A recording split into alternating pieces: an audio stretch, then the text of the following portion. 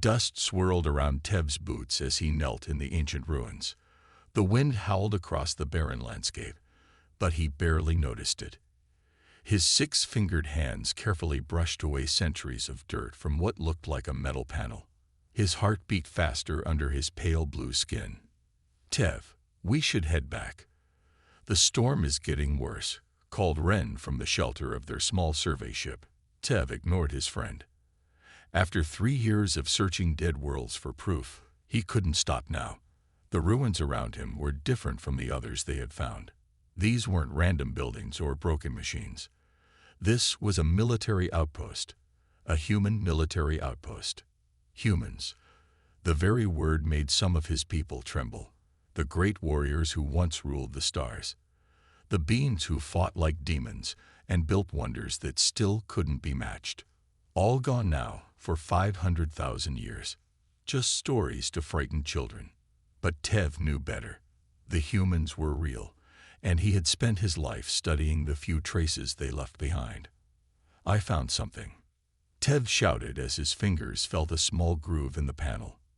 He pressed it, and with a soft hiss, the metal slid open. Inside was a small device, still gleaming as if made yesterday. Ren hurried over, the wind tearing at his protective suit. "What is it?" "I don't know." Tev turned the object over in his hands. It was a simple black cube with a single button. Despite its age, it hummed with power. "It's still working after all this time." "Don't touch it. Director Mala will want it taken back intact." Tev knew Ren was right. Protocol demanded they seal any artifacts and return them to the Science Academy. But something about this small cube called to him. Before he could stop himself, he pressed the button. The air above the cube shimmered, and then light burst forth. Both researchers stumbled back as a figure formed in the air. A human. It stood tall, wearing a dark uniform covered with markings that must have shown rank. "This is Admiral Stone of the Earth Defense Fleet," the image said in a voice that seemed to reach into Tev's mind, translating itself. "If you are seeing this message, then our time has passed, but our legacy remains." Tev could hardly breathe. A real human voice, speaking across 500,000 years. "The wrath sleeps, but not forever. When our child awakens, we will return." The figure paused, looking straight at Tev, as if it could see him. "The coordinates that follow lead to what we have left behind. Use them wisely." Numbers flashed in the air, burning themselves into Tev's memory. Then the image vanished, leaving only the silent cube. "Did you see that?" Tev whispered. Ren nodded, his eyes wide. "We need to report this immediately." 2 days later, Tev stood before Director Malat in her cold office at the Science Academy. The cube sat on her desk, now sealed in a containment field. "It's just an old recording device," Mala said, her tone dismissive. "The message means nothing." Tev couldn't believe what he was hearing. "Director, this is the most complete human artifact ever found. The message mentions coordinates." "To a dead system," Mala cut him off.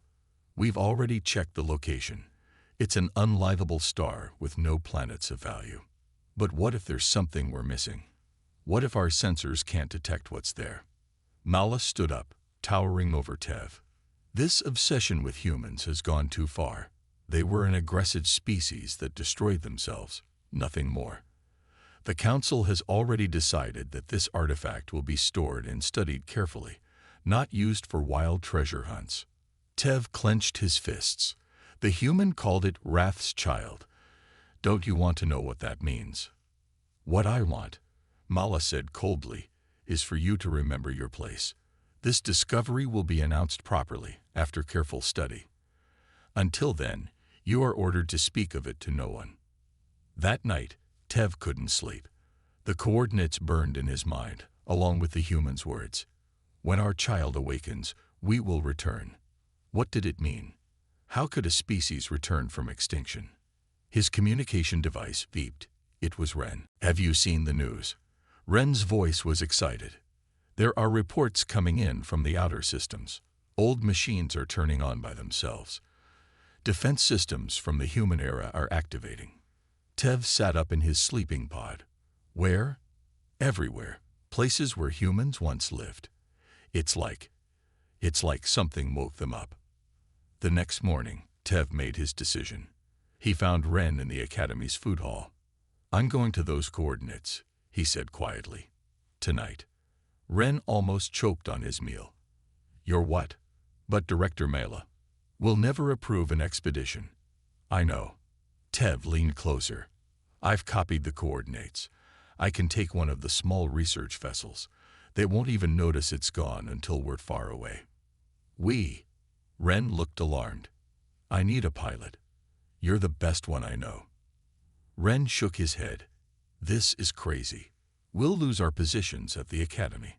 Maybe we'll make the greatest discovery in history." Tev's eyes shined with excitement. "Think about it, Ren. What if the humans left something behind? Something important enough to hide for 500,000 years?" Before Ren could answer, their devices beeped with an emergency alert. All Academy staff were being called to an emergency meeting. More ancient systems had activated, this time closer to the core worlds. "It's happening," Tev whispered. "Whatever the humans were waiting for, it's starting now." That night, as the 3 moons rose over the Academy, a small research vessel slipped away from its dock. Inside, Tev watched as Ren expertly guided the ship past the orbital security stations. "Course set for the coordinates," Ren said, his voice a mix of fear and excitement. "We'll arrive in 3 days." As the ship jumped to faster-than-light travel, Tev stared out at the streaking stars. Somewhere out there, a message left by the last humans was coming true. The Wrath was awakening, and Tev had chosen to meet it head-on. Behind them, across the galaxy, more ancient systems flickered to life, like old soldiers rising from a long sleep. The countdown had begun. "Have you seen the news?" Ren's voice was excited. "There are reports coming in from the outer systems. Old machines are turning on by themselves. Defense systems from the human era are activating." Tev sat up in his sleeping pod. "Where?" "Everywhere. Places where humans once lived. It's like something woke them up." The next morning, Tev made his decision. He found Ren in the Academy's food hall. "I'm going to those coordinates," he said quietly. "Tonight." Ren almost choked on his meal. "You're what?" "But Director Mela will never approve an expedition." "I know." Tev leaned closer. "I've copied the coordinates. I can take one of the small research vessels. They won't even notice it's gone until we're far away." Ren looked alarmed. "I need a pilot. You're the best one I know." Ren shook his head. "This is crazy. We'll lose our positions at the Academy. Maybe we'll make the greatest discovery in history." Tev's eyes shined with excitement. "Think about it, Ren. What if the humans left something behind? Something important enough to hide for 500,000 years?" Before Ren could answer, their devices beeped with an emergency alert. All Academy staff were being called to an emergency meeting. More ancient systems had activated, this time closer to the core worlds. "It's happening," Tev whispered. "Whatever the humans were waiting for, it's starting now." That night, as the 3 moons rose over the Academy, a small research vessel slipped away from its dock. Inside, Tev watched as Ren expertly guided the ship past the orbital security stations. "Course set for the coordinates," Ren said, his voice a mix of fear and excitement. "We'll arrive in 3 days." As the ship jumped to faster-than-light travel, Tev stared out at the streaking stars. Somewhere out there, a message left by the last humans was coming true. The Wrath was awakening, and Tev had chosen to meet it head-on. Behind them, across the galaxy, more ancient systems flickered to life, like old soldiers rising from a long sleep. The countdown had begun. "Have you seen the news?" Ren's voice was excited. "There are reports coming in from the outer systems. Old machines are turning on by themselves. Defense systems from the human era are activating." Tev sat up in his sleeping pod. "Where?" "Everywhere. Places where humans once lived. It's like It's like something woke them up. The next morning, Tev made his decision. He found Ren in the Academy's food hall. "I'm going to those coordinates," he said quietly. "Tonight." Ren almost choked on his meal. "You're what?" "But Director Mela will never approve an expedition." "I know." Tev leaned closer. "I've copied the coordinates. I can take one of the small research vessels. They won't even notice it's gone until we're far away." "We?" Ren looked alarmed. "I need a pilot. You're the best one I know." Ren shook his head. "This is crazy. We'll lose our positions at the Academy." "Maybe. Or maybe we'll make the greatest discovery in history." Tev's eyes shined with excitement. "Think about it, Ren. What if the humans left something behind? Something important enough to hide for 500,000 years." Before Ren could answer, their devices beeped with an emergency alert. All Academy staff were being called to an emergency meeting. More ancient systems had activated, this time closer to the core worlds. "It's happening," Tev whispered. "Whatever the humans were waiting for, it's starting now." That night, as the 3 moons rose over the Academy, a small research vessel slipped away from its dock. Inside, Tev watched as Ren expertly guided the ship past the orbital security stations. "Course set for the coordinates," Ren said, his voice a mix of fear and excitement. "We'll arrive in 3 days." As the ship jumped to faster-than-light travel, Tev stared out at the streaking stars. Somewhere out there, a message left by the last humans was coming true. The Wrath was awakening, and Tev had chosen to meet it head-on. Behind them, across the galaxy, more ancient systems flickered to life, like old soldiers rising from a long sleep. The countdown had begun. "Have you seen the news?" Ren's voice was excited. "There are reports coming in from the outer systems. Old machines are turning on by themselves. Defense systems from the human era are activating." Tev sat up in his sleeping pod. "Where?" "Everywhere. Places where humans once lived. It's like something woke them up." The next morning, Tev made his decision. He found Ren in the Academy's food hall. "I'm going to those coordinates," he said quietly. "Tonight." Ren almost choked on his meal. "You're what?" "But Director Mela will never approve an expedition." "I know." Tev leaned closer. "I've copied the coordinates. I can take one of the small research vessels. They won't even notice it's gone until we're far away." "We?" Ren looked alarmed. "I need a pilot. You're the best one I know." Ren shook his head. "This is crazy. We'll lose our positions at the Academy." "Maybe. Or maybe we'll make the greatest discovery in history." Tev's eyes shined with excitement. "Think about it, Ren. What if the humans left something behind? Something important enough to hide for 500,000 years." Before Ren could answer, their devices beeped with an emergency alert. All Academy staff were being called to an emergency meeting. More ancient systems had activated, this time closer to the core worlds. "It's happening," Tev whispered. "Whatever the humans were waiting for, it's starting now."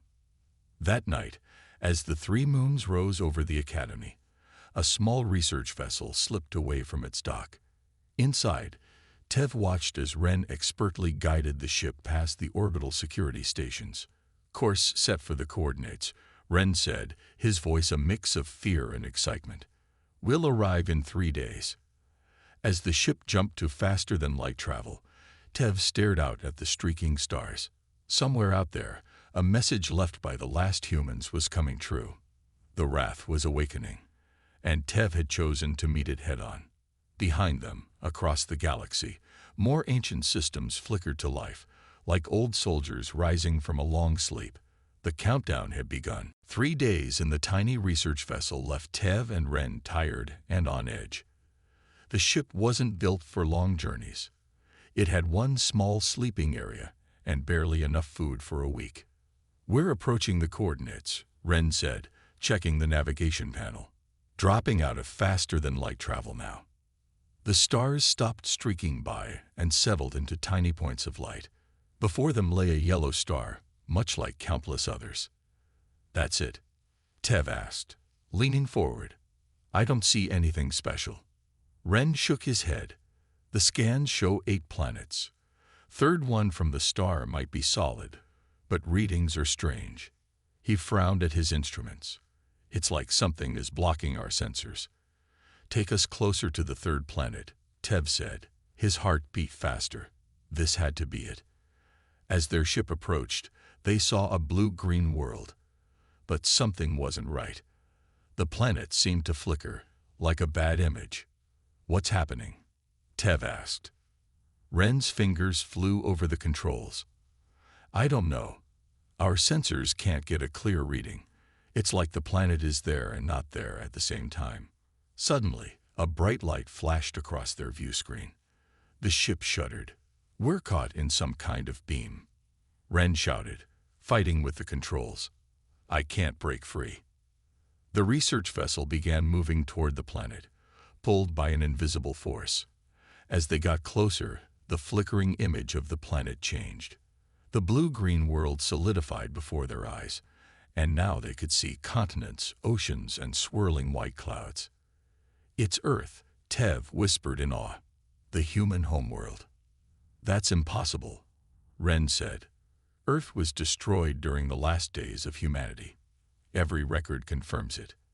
Every record was wrong, Tev replied as their ship was pulled into the planet's atmosphere. The beam guided their ship down to a flat area surrounded by green trees. With a soft thud, they landed on the surface of a world that shouldn't exist. What do we do now? Ren asked, checking the air readings. The atmosphere is breathable, but who knows what's out there? Tev was already putting on his exploration suit. We came all this way. I'm going outside. The air that hit Tev's face when he opened the ship's door was fresh and clean. The gravity was slightly stronger than what he was used to, making his steps heavy. All around them stretched a vast green field, with tall trees in the distance. This can't be natural, Ren said, joining him outside. A planet doesn't stay hidden for 500,000 years. Before Tev could answer, the ground beneath them hummed. A section of the field slid open, revealing a stairway leading underground. I think we're being invited in, Tev said, taking a step toward the opening. Ren grabbed his arm. This could be a trap. If whatever brought us here wanted to harm us, it could have done so already. Tev gently pulled away. I'm going down. The stairs led to a long, well-lit corridor. The walls were white and smooth, with strange symbols Tev recognized as human writing. At the end of the corridor was a large round door, which opened as they approached. Inside was a room filled with blinking lights and screens.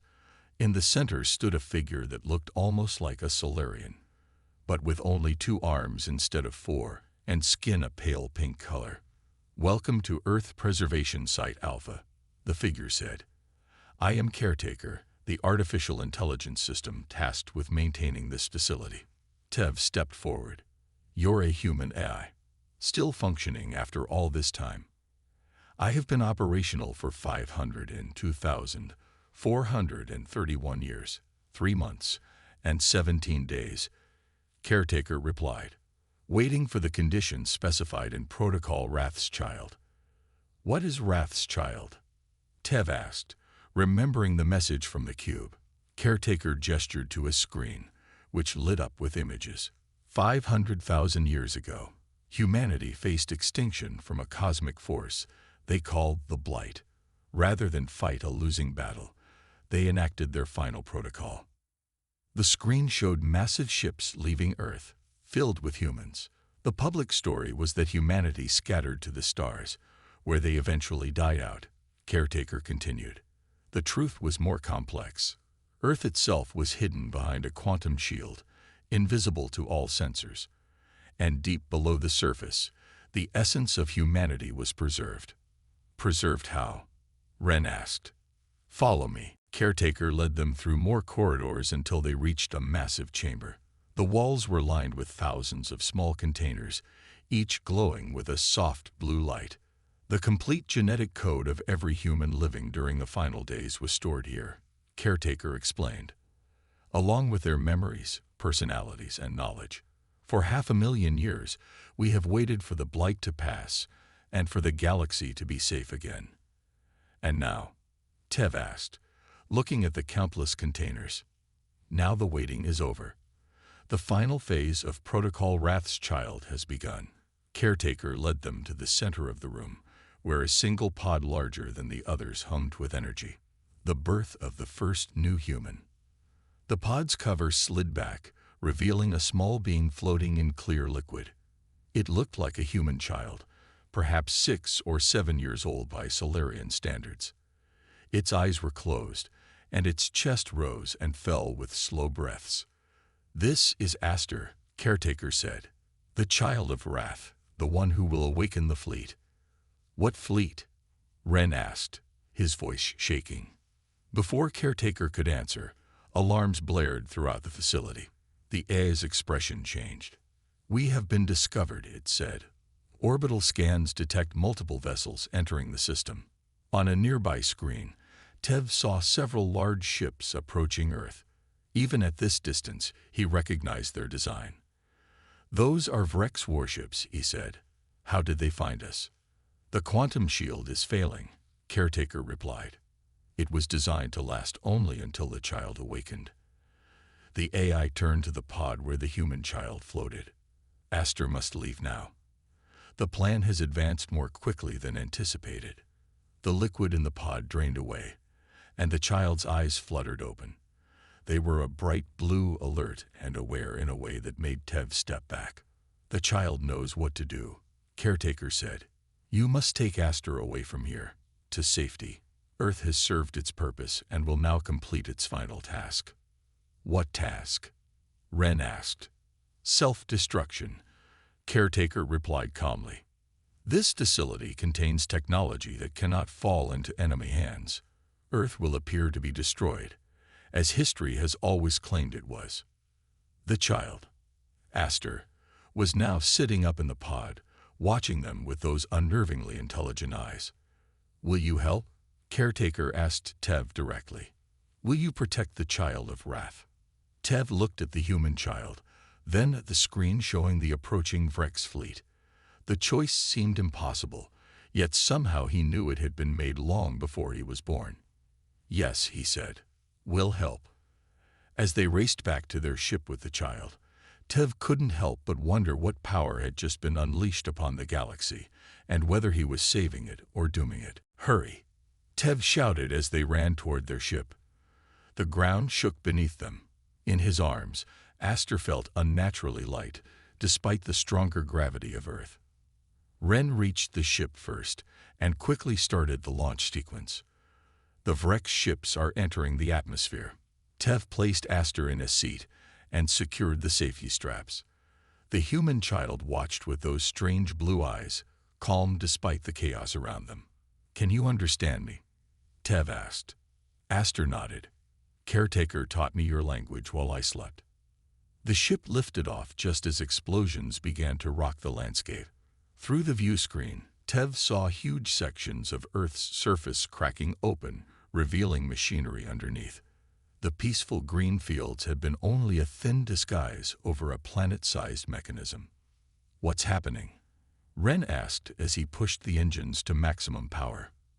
"Earth is destroying itself," Aster said in a small but steady voice, as it was always meant to do. The sky above them filled with Vrex warships, massive black vessels covered in weapon ports. Their research ship was tiny in comparison, like a fly next to birds of prey. "They'll catch us before we can reach faster than light speed," Ren said, his hands dancing over the controls. Suddenly, Aster unbuckled and moved to the navigation panel. Before either of them could stop her, she placed her small hand on the screen. "There," she said, pointing to a section of space that looked empty on their scanners. "Go there. Now." Ren looked at Tev, who nodded. What choice did they have? Ren changed course, heading toward the coordinates Aster indicated. Behind them, the first Vrex ships began to fire. Energy beams sliced through space around their vessel. "We won't make it," Ren shouted. Then, as if responding to his words, Earth exploded. A blinding flash filled their view screen. A shockwave caught the nearest Vrex ships, tossing them aside like toys. The distraction gave their small ship precious seconds to reach the mysterious coordinates. As they approached the empty space Aster had pointed to, their sensors began to malfunction. "There's nothing there," Wren said. "There is," Aster replied. She touched another panel, and strange symbols appeared, human writing. Before their eyes, space itself seemed to fold open, revealing a swirling tunnel of blue light. "Go in," Aster commanded. Wren hesitated only for a moment before dragging their ship into the opening. Behind them, the Vrex fleet regrouped and gave chase, but they were too late. The hole in space closed as soon as their ship entered. Inside the tunnel, streams of energy flowed around them like water. The ship's engines shut down, but they continued moving, carried by some unknown force. "What is this place?" Tev asked, staring at the impossible tunnel. "A wormhole network," Aster explained. "Humans built it before they disappeared. Only those with the right genetic key can open the gates." "And you have this key?" Tev asked. Aster nodded. "I was made for it. I am the key to everything they left behind." The tunnel deposited them in a different part of space, far from Earth and the Vrex fleet. Stars surrounded them in unfamiliar patterns. "Where are we?" Wren asked, checking the navigation system. "Old human territory," Aster said. "A place called Proxima. We'll be safe here for a while." They landed on a small moon orbiting a red dwarf star. The surface was barren, but sensors detected an artificial structure beneath the crust. Once again, Aster led the way, finding an entrance hidden among the rocks. Inside, they discovered an old human outpost. Dust covered everything, but when Aster entered, lights flickered on and machines hummed to life. "How did you do that?" Tev asked. "I didn't," Aster replied. "They recognized me." The next few days were spent in relative safety. Aster showed them how to use the human technology to monitor space around them. There was no sign of pursuit yet, but Tev knew it wouldn't last. "The Vrex won't give up," he told Wren as they watched Aster interact with an old human computer. "They're afraid of humans, always have been." "With good reason, it seems," Wren replied. "Look at what this child can do, and she's only just awakened." Indeed, Aster was changing daily. She grew taller, her mind absorbed information at an alarming rate, and she could operate technology neither of them understood. Sometimes, Tev caught her staring into space, as if listening to voices only she could hear. On the 5th day, alarms blared throughout the outpost. "They found us," Aster said, looking at a screen showing a Vrex scout ship in orbit. "We need to move." "How?" "They'll see our ship as soon as we launch," Wren argued. Aster walked to a blank wall and placed her hand against it. The wall slid open, revealing a hangar containing a sleek vessel unlike anything Tev had seen before. "A human ship," he whispered. "An interceptor," Aster corrected. "Faster than anything the Vrex have." They quickly transferred their supplies to the new ship. Inside, the controls were strange, but Aster moved to the pilot's seat as if she had done it 1,000 times before. "I'll fly," she said. It wasn't a question. As they lifted off, the Vrex ship detected them and opened fire. But the human interceptor moved with impossible speed and agility, easily avoiding the shots. "Hold on," Aster warned as her small hands gripped the controls. The ship shot forward, faster than Tev thought possible without using faster-than-light travel. "How are we moving so quickly?" Wren asked, his voice filled with awe. "Inertia dampening and gravity manipulation," Aster explained. "Human technology." They left the Vrex ship far behind, but it had already sent a message. Soon, the entire Vrex fleet would be hunting them. As they fled, Aster explained more of her purpose. "I carry the activation codes for something called the response. When I reach full maturity, I can awaken the sleeping fleet." "What fleet?" Tev asked. Before the last humans died, they built warships. Thousands of them. Then they hid these ships in pocket dimensions throughout the galaxy. Only I can find them. Only I can wake them. Why? What's the point after all this time? Ren asked. Aster's face grew serious, looking older than her physical age. Because the blight is returning. The humans knew it would. That's why they created me. That's why they waited. Everything that's happening was planned 500,000 years ago. Tev felt a chill run down his spine. What is the blight, exactly? Before Aster could answer, their sensors detected multiple ships closing in from all directions. The Vrex have found them faster than expected. They're everywhere, Ren said, looking at the tactical display. Aster's hands flew over the controls. There's another wormhole gate nearby. If we can reach it. The ship accelerated, pushing toward a seemingly empty section of space. Behind them, the first Vrex warships opened fire. We're not going to make it, Tev said as energy blasts came closer and closer. Then Aster did something unexpected. She closed her eyes and whispered words in an old human language. Suddenly, the dormant weapon systems on the interceptor came to life.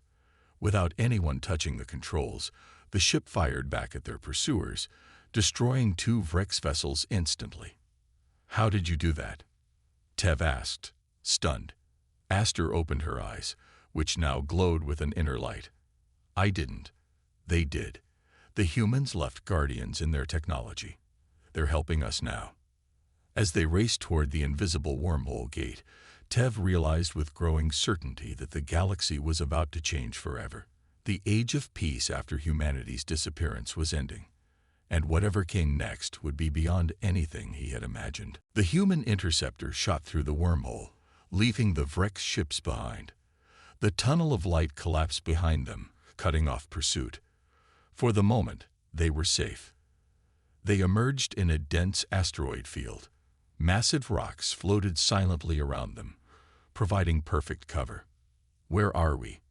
Tev asked, looking at the unfamiliar star patterns. Aster, who now looked more like a young teenager than the child they had found on Earth, studied the ship's displays. The edge worlds, far from Vrex space. Ren ran a system check on their new ship. This vessel is amazing. The technology. I can barely understand half of it.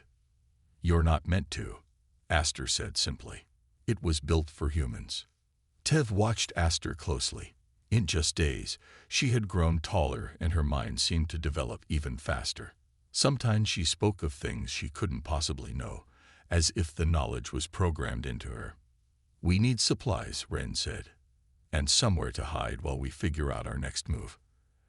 Aster pointed to a large asteroid on their scanner. There, it's hollow. As they approached the asteroid, Tev saw that it wasn't natural. The surface had been carved with strange symbols, and a massive door was built into one side. The door opened as they neared, as if expecting them. What is this place? Tev asked as they flew inside. A safe haven, Aster replied. Built by the Keepers. The Keepers? Ren looked confused. I've never heard of them. Inside the asteroid was a vast space, large enough to hold hundreds of ships. A small docking bay lit up as they approached, guiding them to land. When they exited the ship, the air was warm and breathable. Welcome, child of wrath, a voice echoed through the chamber. A tall, slender being stepped from the shadows. It had 4 arms like Tev's people, but its skin was a deep purple, and its eyes were solid white without pupils. I am Morn, last of the Keeper Council, the being said. We have waited a long time for your arrival. Aster stepped forward. You know who I am. We know what you are, Morn replied. The Keepers were allies of humanity. We promised to watch and wait until the child was awakened. Morn led them through corridors carved from the asteroid's rock until they reached a large chamber filled with glowing crystals and strange machines. 500,000 years ago, Morn began, a threat came to our galaxy from the void between galaxies. Beings of pure energy that consumed all life they touched. Humans called them the Void Heralds. Morn touched one of the crystals, and images appeared in the air around them. Terrible scenes of planets burning and entire species vanishing.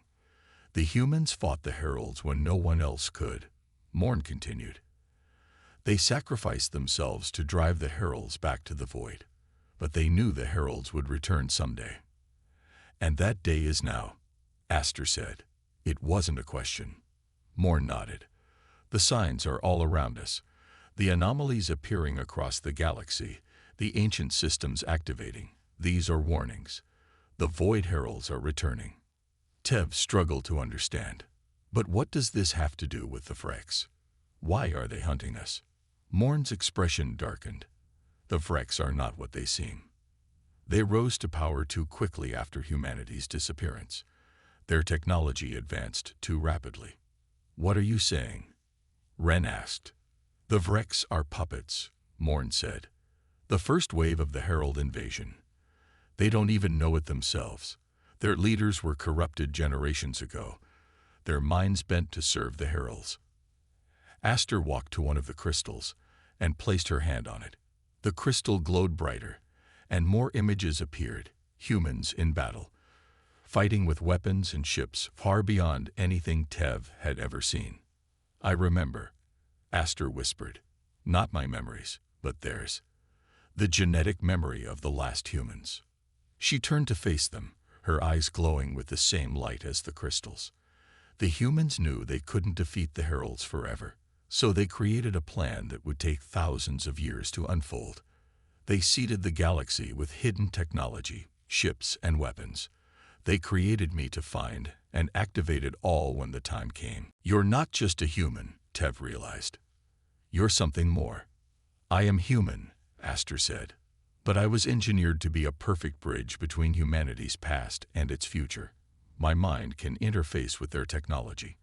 My body grows and adapts faster than normal.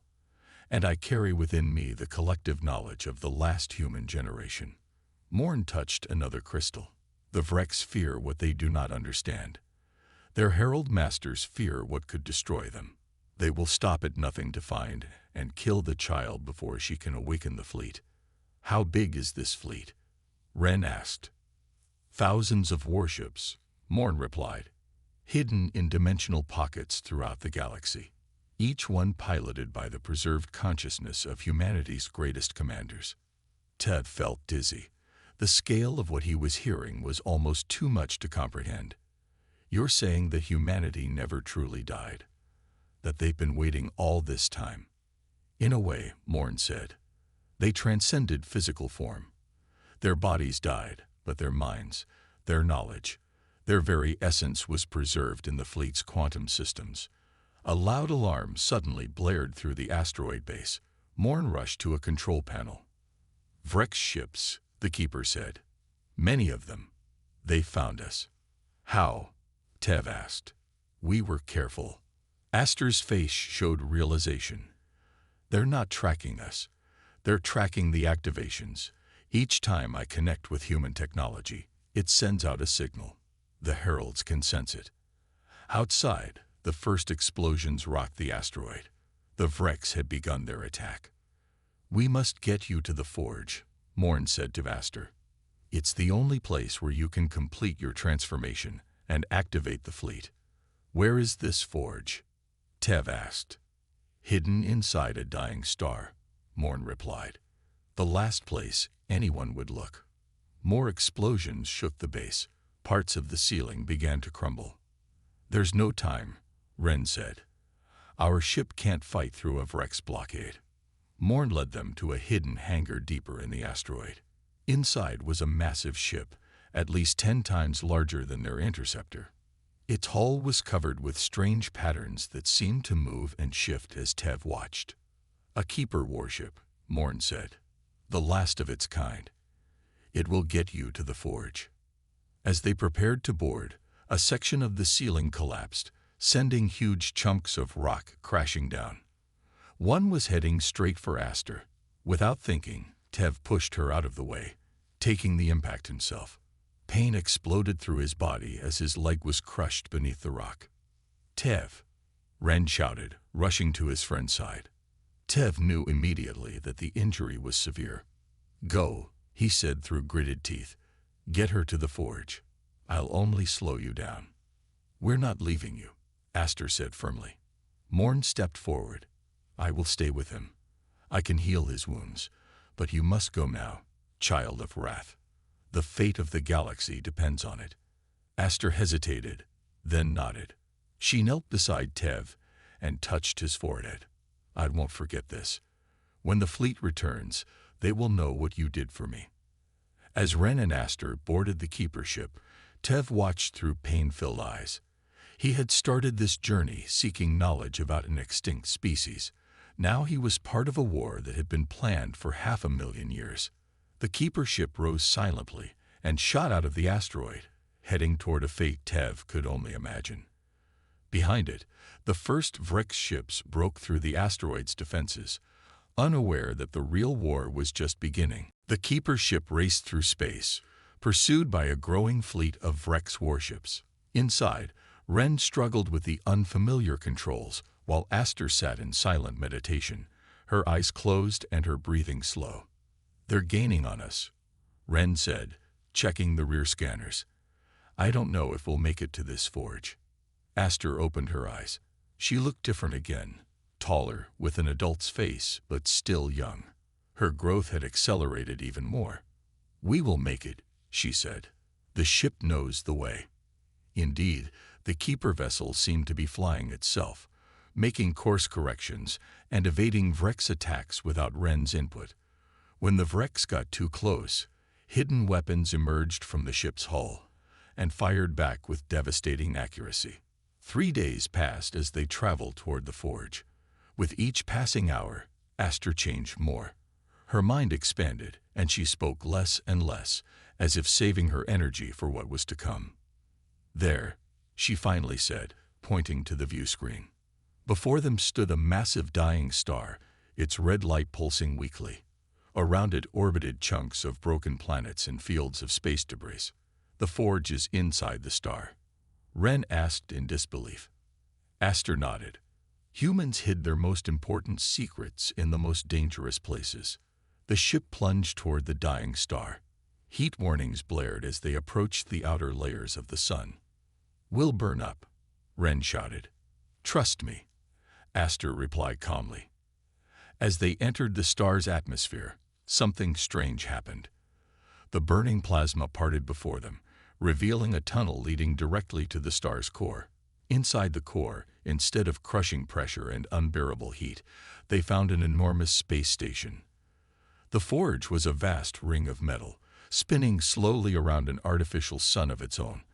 As their ship approached, lights flickered on across its surface, welcoming them home. They docked at one of the many ports along the ring. When they stepped out, the air was cool and clean, as if the station had been waiting for them. "This is where I complete my transformation," Aster said, walking confidently through the station's corridors.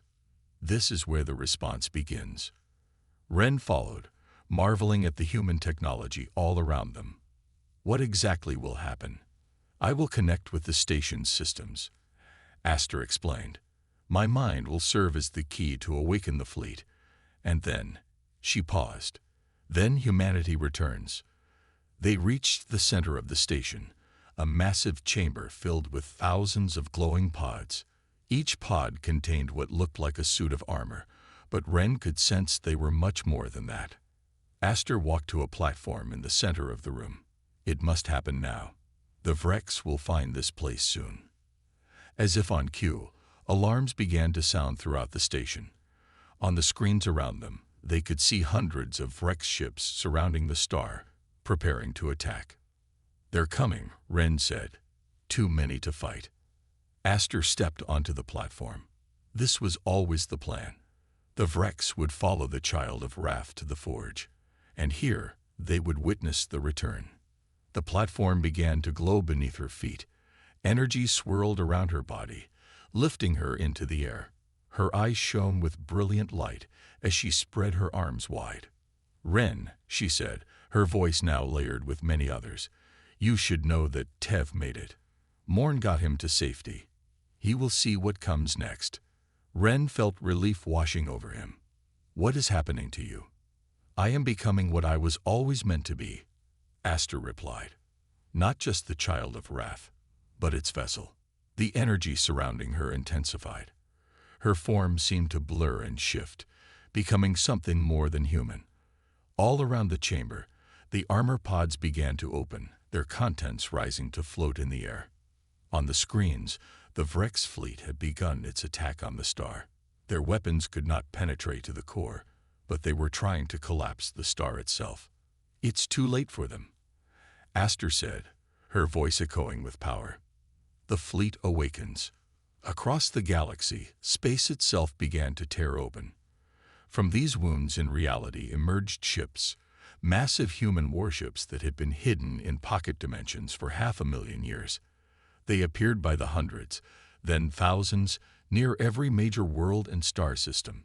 In the command center of the Forge, screens showed these emergences happening everywhere at once.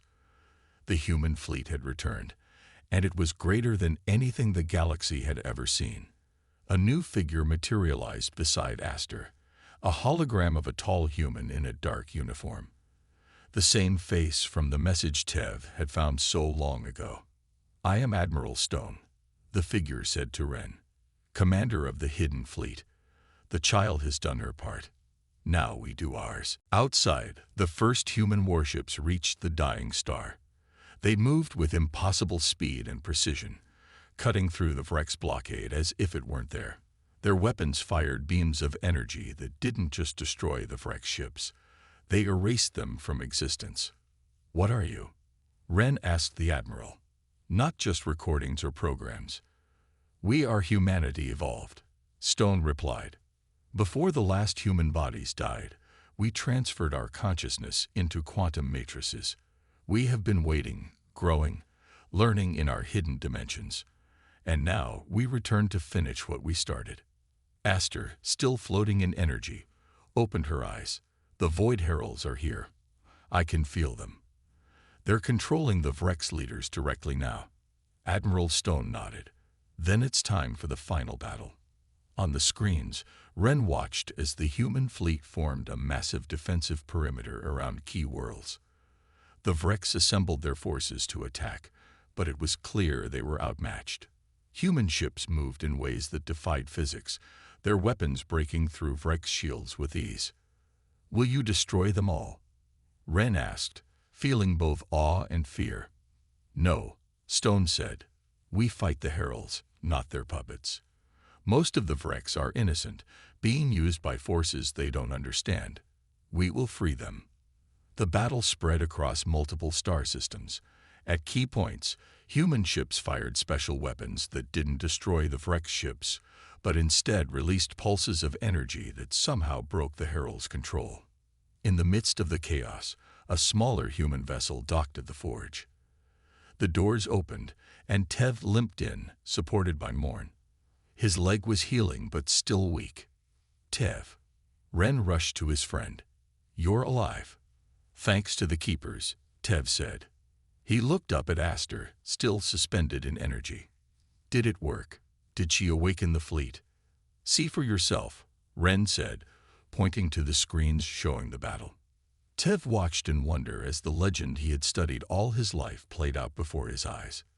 Humanity had returned, and they were even more powerful than the stories had claimed. After 3 days of fighting, it was over. The Void Heralds, exposed and vulnerable without their Vrex puppets, were driven back to the spaces between galaxies. The human fleet established a permanent defense network to ensure they could never return. Aster finally descended from her energy cocoon, now fully grown and radiating quiet power. The response is complete, she said, but this is just the beginning. Admiral Stone's hologram nodded. Humanity has returned, not to rule, but to protect. We offer a new covenant to all species. Join us in defending this galaxy against threats from beyond. In the years that followed, Tev became the chief ambassador between the Solarians and returned humanity. Ren took command of a joint fleet of Solarian and human ships. And Aster, the child of Wrath who became so much more, traveled the stars, helping to build a new alliance of worlds stronger than any that had come before. 500,000 years after the last human supposedly died, humanity had returned, and this time, they promised, they would never leave again.